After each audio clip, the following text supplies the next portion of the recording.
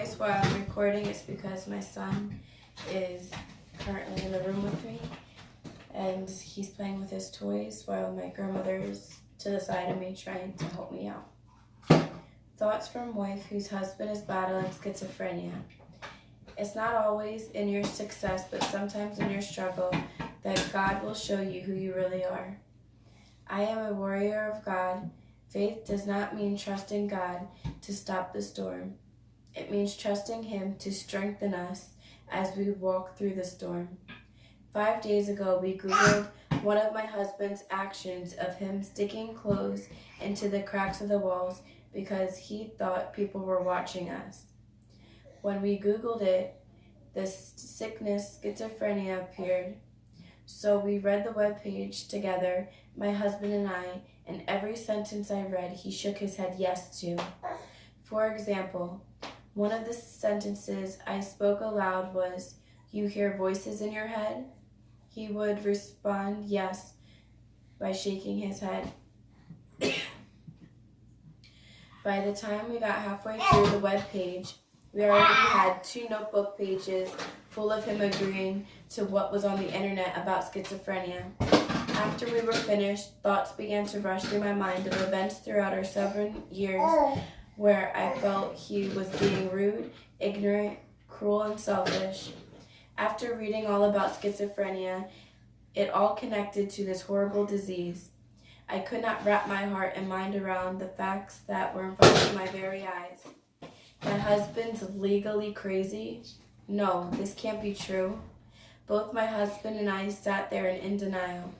The look of confusion masked my husband's face. He turned to me, puzzled, and asked if I could read this webpage again. It took me about an hour and a half to get through this one webpage. I agreed, and this time he had me record his responses. As he responded some of the questions, he would begin the sentence and stop halfway through, and then respond and then answer to the voices in his head.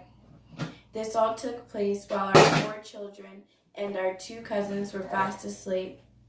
Once we finally got through the webpage for the second time, I believed what we read was true, that he was 100% schizophrenia.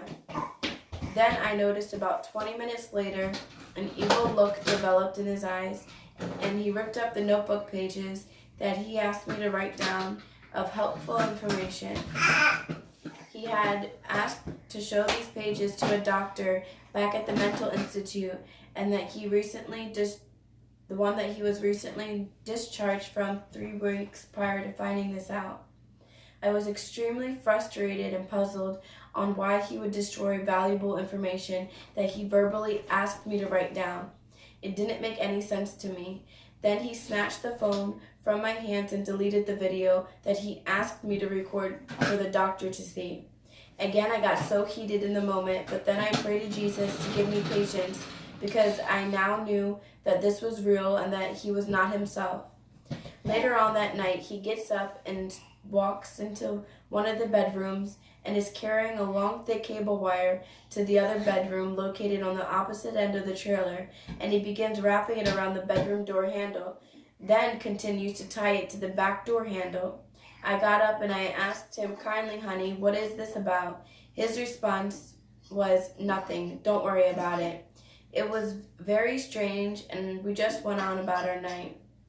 He also mentioned to me in that moment that he believed there was a secret passage behind the mirror in our bathroom, also underneath the bathroom sink, and that there were cameras in the bathtub to where the drainage is, and in the vents on the ceiling. He believed people were watching us through there. Then he woke me up in the middle of the night, crying his eyes out, repeating, "Oh my God, this can't be true. I'm a psychopath." We just laid there in bed as his head was rested in my lap, and I hugged his head as we broke down crying to each other. The next morning we cooked all of our children scrambled eggs with toast served with a cup of milk, followed by watching an episode of VeggieTales. Once finished, we prayed with everyone and explained to them about how Jesus died on the cross for our sins. After that, we did praise and worship, dancing and singing to God is bigger than the boogeyman. We let our children have playtime in our bedroom, where they nicely played toys together while my 2 little cousins were on the tablets. Jervon and I were in the living room and about to spend some quality time together by attempting to train our 2 puppies. Their names are Beauty and Beast. Well, Jervon was loving all over them, and I was asking them for their paw and rewarding them each with 1 dog treat.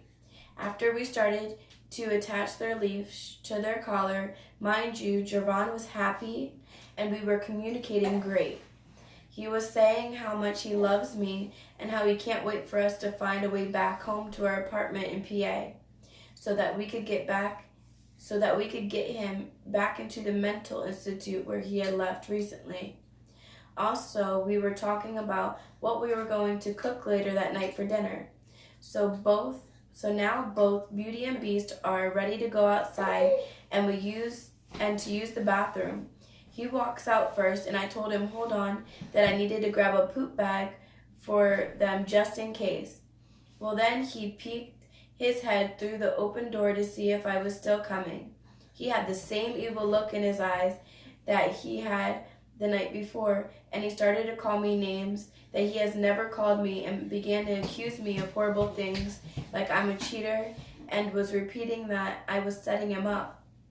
He called me a bitch, a nigger, a slut, and a little whore. In my mind, I questioned why would he call me all these awful names. And then he mentioned I was setting him up again, and in that moment I knew I had lost my husband to this disease. On my own time, I researched information about how to handle someone who has schizophrenia, and I learned that you must convince the other person that whatever they're saying or seeing is not reality, that it is all in his mind. So that's exactly what I did. Well, I finally got through to him, and in the process, I saw that evil look disappear, and I saw right before my eyes my husband return back to his normal self. He just kept apologizing repeatedly for the hurtful things that he had said to me, and I just responded by saying, even though it broke my heart and I wanted to cry, I understand that it was not you, and we will get through this together. So now we continued our day, and we cooked dinner for our children and prayed together before we ate, and just had fun spending time together as a family.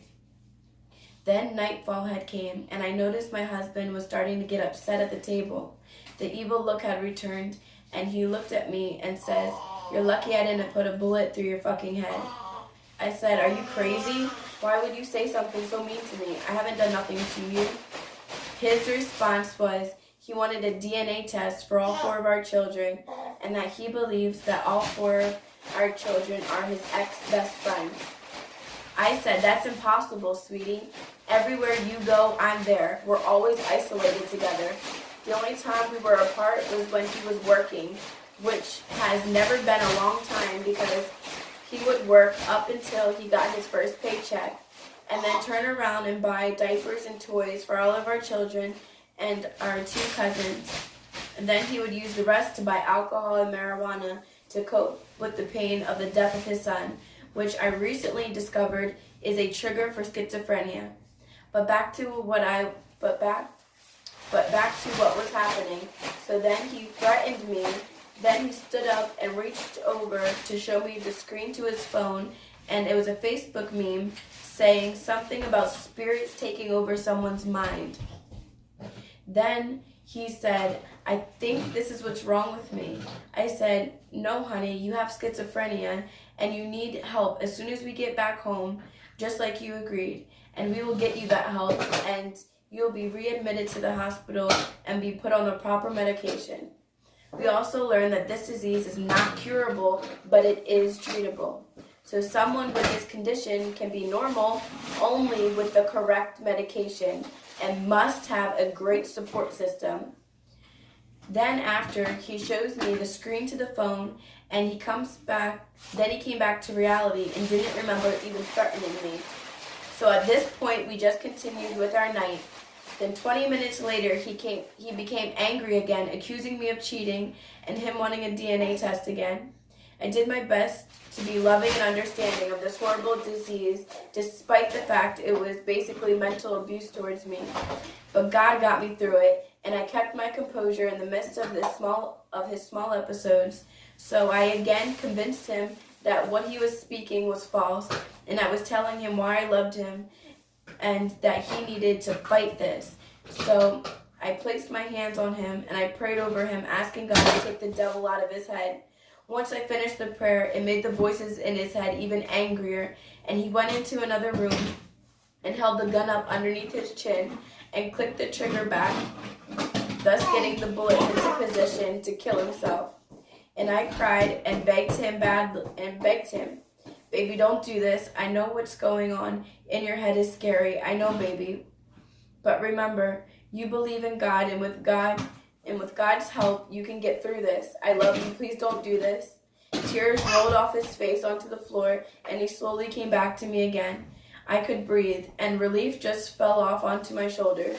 I thanked the Lord for not taking him away in that moment, and he said, okay, I have a problem. Please don't walk away from me. I love you. My family abused me when I grew up. I had to kneel on rice, and my head was beaten in. My mother abandoned me when I was only 16, and I rolled over on my son, and I lost him. Jasmine, please don't walk away. You're all I have. You, your grandmother, and these kids are my life, and I can't live without you.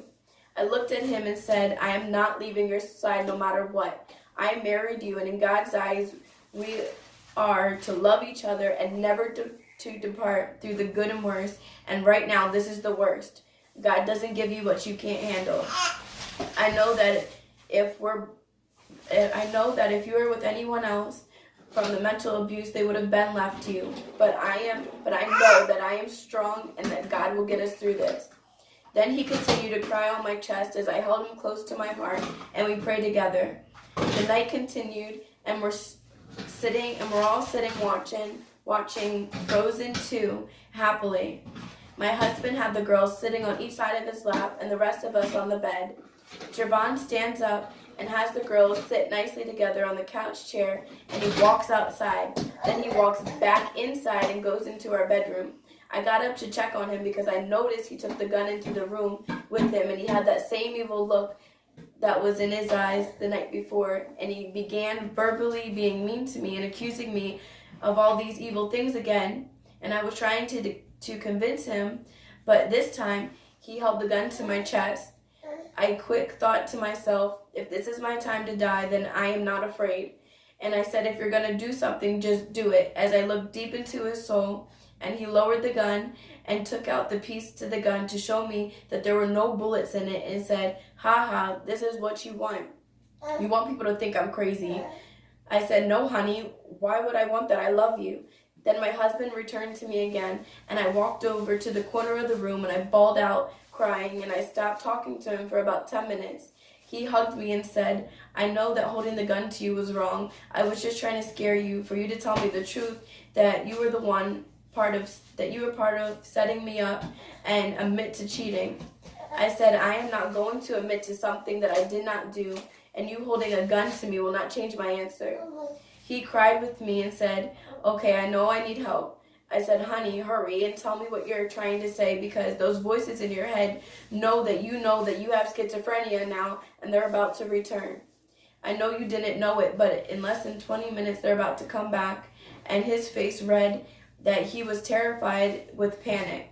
He went into the living room, laid down on the bed, and went on YouTube and searched for the signs of having schizophrenia. And the first thing that came out of the person's mouth was the person who has schizophrenia believes that they are a prophet. And my husband has told me for a few months now that he believes that he is a prophet and that he has died before. Once he heard that, he bawled out crying and accepted again that he has schizophrenia, no questions asked, and that he said, I know how to ignore the voices in my head. I said, how, honey? And he said, by listening to his music. And I said, if you think that will help, go for it. So I began to wash the dishes as he spaced out and focused on his rap music. Then that night, everything was okay up until he grabbed the screw gun, unbolted the bedroom door, and placed the screw along the edges of the front door. I asked him, why did you just do that? And he said, in the middle of the night you get up and try to go out and cheat on me. I said, honey, I would never do that. Then we laid down together and vented to each other all night and shared our entire life stories again, from his rough upbringing of being abused to my rough upbringing of growing up in a broken family and also being abused. We cried together and fell asleep right after all the children had fallen asleep.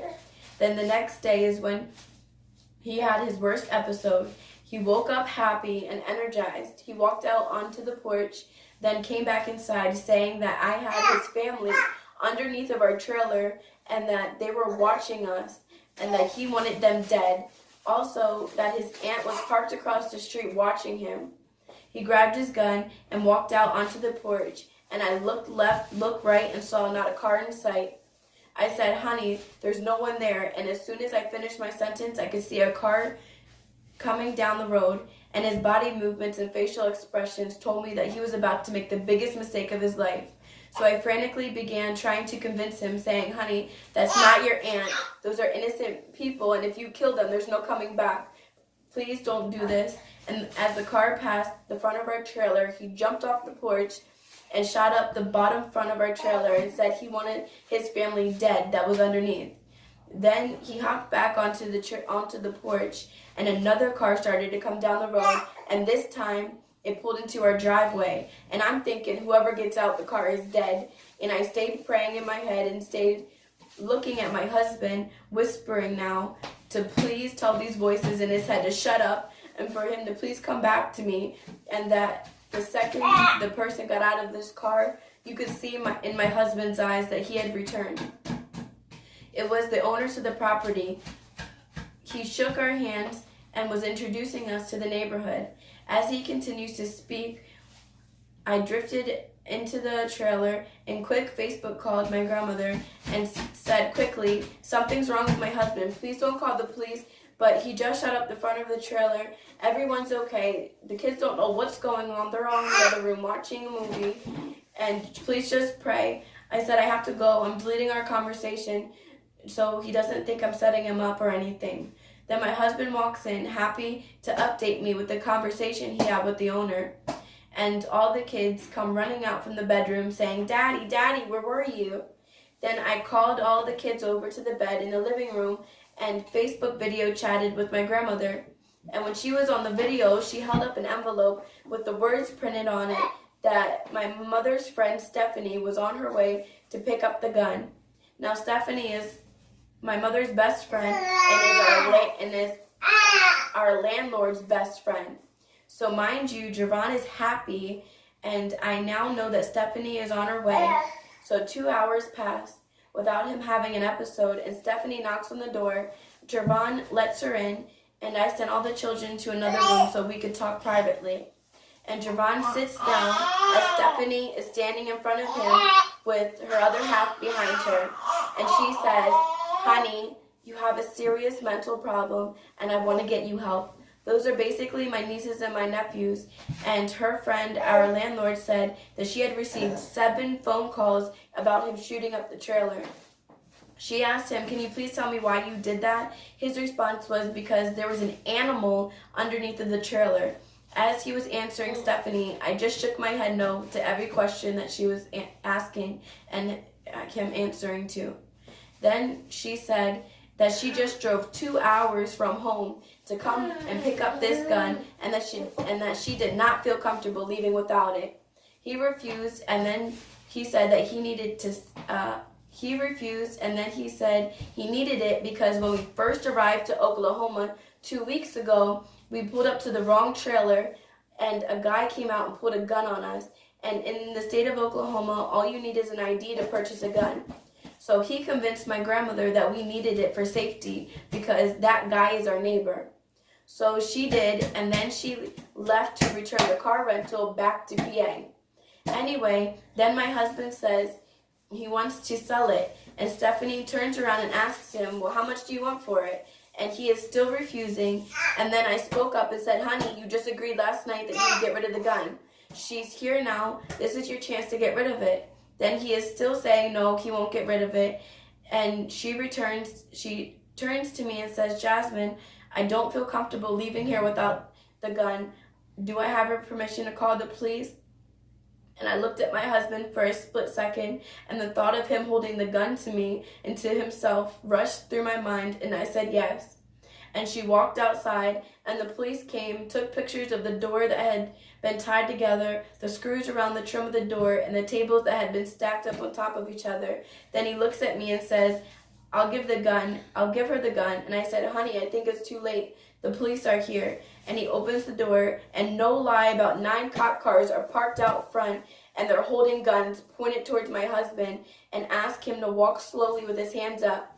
My husband cooperates, and then the police ask everyone inside the trailer to please come outside, even our 2 service puppies. And then they had me write out a report on him. And then I asked one of the police officers, you're taking him into a mental hospital, correct? This is after they already wrote down that he has schizophrenia, and they said, no, honey, your husband has done some serious crimes. He's going to jail. And tears rushed down my face, but I quickly sucked them up, and I went inside, and I called my grandmother and told her I was having a breakdown, that I desperately needed her as soon as possible. And I booked her flight while she was on the phone with me, and she was here the next day. God provided. And I spoke with the prosecutor woman, and she informs me that the only way they will put him into a mental institute is if he admits to having schizophrenia. Now, what alcoholic admits to being an alcoholic? Or if they visually see... Hold on one second. It's okay, baby. What? Yeah. Yes, what do you have? No. You want to sit here? Okay. Or if they visually... Where am I? Schizophrenia. Or if they visually see him attempt suicide. So let's be real, and let's just say the police don't rush there in time. My husband can end up dead, because these voices in his head have already told him to kill himself. Or if he's evaluated by a doctor, and the doctor sees that he's not right in the head. But I'm telling you, these voices know when to act out and when not to. So at this point, the only one that can save him from himself is God. The only way God can show us that he's in control is to put us into situations that we can't control.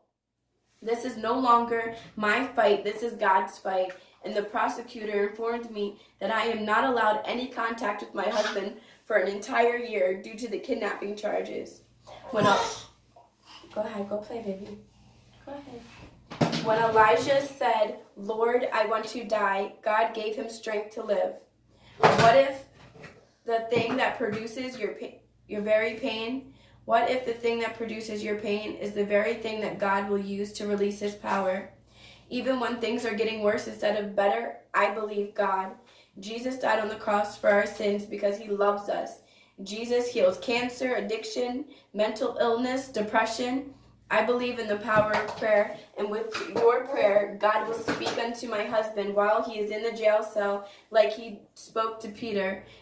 And he will not only own up to having schizophrenia and hearing voices in his head and will be saved. Some people are so poor, the only thing they have is money. I am not asking for money, but I am asking for prayer. I trust in the Lord Jesus, hear our prayers, and set my husband free and save his soul, for only you and only you can move mountains and make the impossible possible. I love you, Jesus, and thank you for the blessings that you're about to unleash on my family's lives. Amen. And then this is what was posted online about my husband from the news article. A Clinton man has been charged with 2 felony counts and 3 misdemeanors after events which transpired last Saturday. I'm just going to let you read that on your own, but the ending of it says, if all convicted on all accounts, Lawler faces up to 33 years of imprisonment and fines up to $4,500. So can you please, everyone, just hear everything I said, and please just pray for my husband. my children have been crying every night for their daddy. They miss him so much. And we would just really appreciate if you can't help anyway financially, just help by praying to Jesus.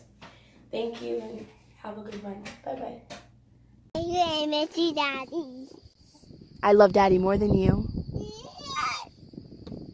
Yes, I do. I do. You love Daddy more. Nuh-uh. No, I do. You want to fight? I do. I'll fight you. I do. Daddy, I miss you. I hope you're comfortable. Teach me how to play video games, boxing. Teach me how to be the man of the house when he's not there. And he makes me happy. Yeah. Do you miss him since he's been gone? Yeah. I love you, Dre, and I miss you. And we know God's never been your head. Hi, Dre. I love you, baby. Keep your head up. God will get you through this. You're going to be okay. Love you and I miss you. I'll be here. I'm always here for you. I love you a whole lot. Everything will be okay. You're a good daddy. You're a good husband. And you're a good grandson-in-law. It's all going to be okay. Just put all your trust and your faith in God. And God is bigger than everything. And He's going to win this battle. Love you, sweetheart. Everything will be okay. Bye. To be your word, shout when I read it. You will not have to fight this battle. Yes! Come on, punch somebody, say, not this one. Not this one. You will not have to fight this battle. You will not have to fight this battle. Tell them, you will not have to fight this battle. Take up your positions. Stand firm and see. Stand firm and see the deliverance the Lord will give you, O Judah and Jerusalem. Do not be afraid. Do not be discouraged. Don't believe that devil when he tells you that there's nothing you can do about it. Go out to face them tomorrow, and the Lord will be with you. Let's give God a shout of praise for us.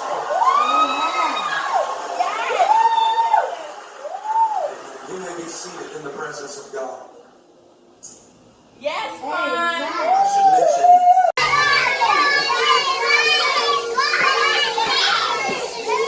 On the inside, roaring like a lion. He's roaring like a lion.